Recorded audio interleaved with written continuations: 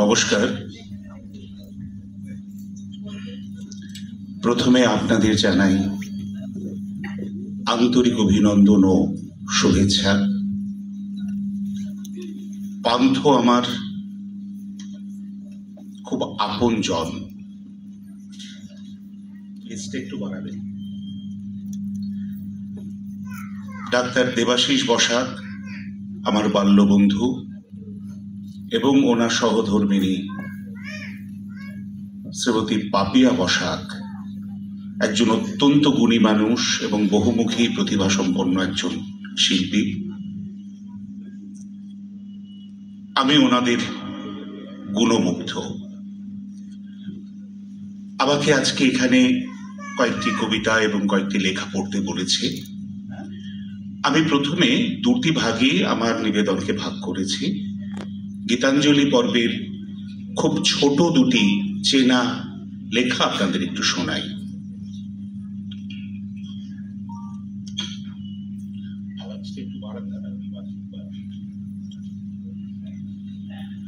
আমি বহু বাসনায় প্রাণপণে চাই, বঞ্চিত করে বাঁচালে মোরে, এ কৃপা কঠোর সঞ্চিত মোর জীবন ভরে। না চাহিতে মোরে যা করেছ দান, আকাশ আলোক তনু মন প্রাণ, দিনে দিনে তুমি নিতেছ আমায় সে মহাদানেরই যজ্ঞ করে। অতি ইচ্ছার সংকট হতে বাঁচায় মোরে। আমি কখনো বা ভুলি কখনো বা চলি তোমার পথের লক্ষ্য ধরে, তুমি নিষ্ঠুর সম্মুখ হতে যাও যে সরে।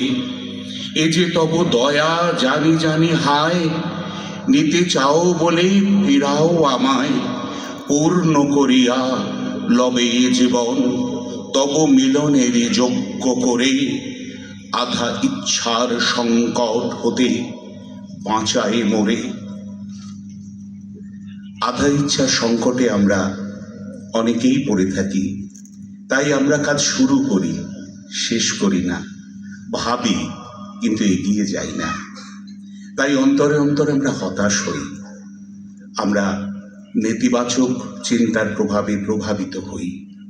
তাই রবীন্দ্রনাথ আমাদের শেখাচ্ছেন, অন্তর মম বিকশিত করো অন্তরতর হে, নির্মল করো উজ্জ্বল করো সুন্দর করো হে, জাগ্রত করো উদ্যত করো নির্ভয় করো হে, মঙ্গল করো নিরলস নিঃসংশয় করো হে, যুক্ত করো হে সবার সঙ্গে, মুক্ত করো হে বন্ধ, সঞ্চার করো সকল কর্মে শান্ত তোমার ছন্দ, চরণ পদ্মে মমচিত নিস্পন্দিত করো হে, নন্দিত করো নন্দিত করো নন্দিত করো হে, অন্তর মম বিকশিত করো অন্তরতর হে।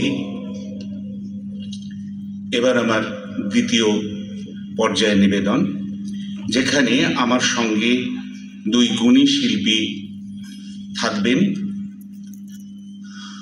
আমরা কয়েকটি লেখা, আমি লিপিকা কাব্যগ্রন্থের 3টি রচনা পড়ব, তার মাঝে ওরা গানগুলি করবেন।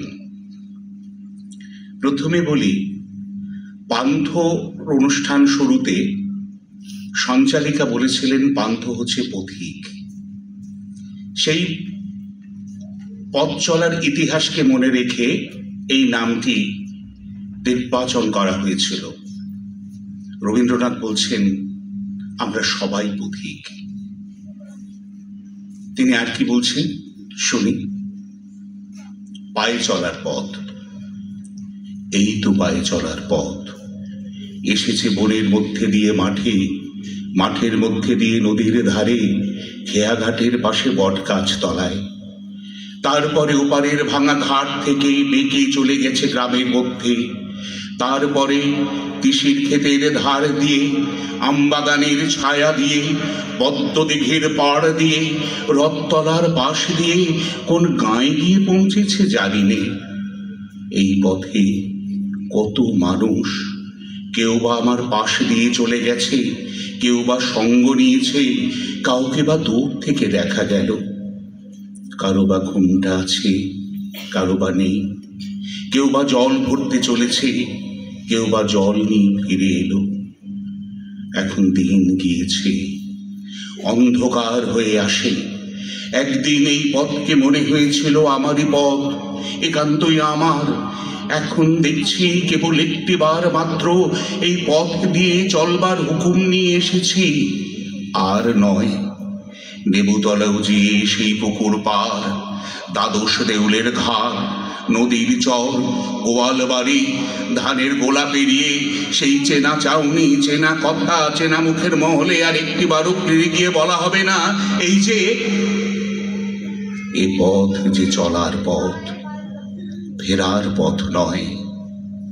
আজ ধূসর সন্ধ্যায় একবার পিছন ফিরে তাকালুম, দেখলুম এই পথটি বহু বিস্মৃত পদচিহ্নের পদাবলী, ভৈরবীর সুরে বাঁধা।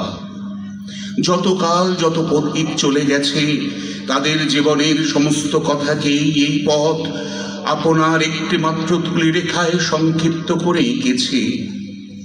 সেই একটি রেখা চলেছে সূর্যোদয়ের দিক থেকে সূর্যাস্তের দিকে, এক সোনার সিংহদ্বার থেকে আরেক সোনার সিংহদ্বারে।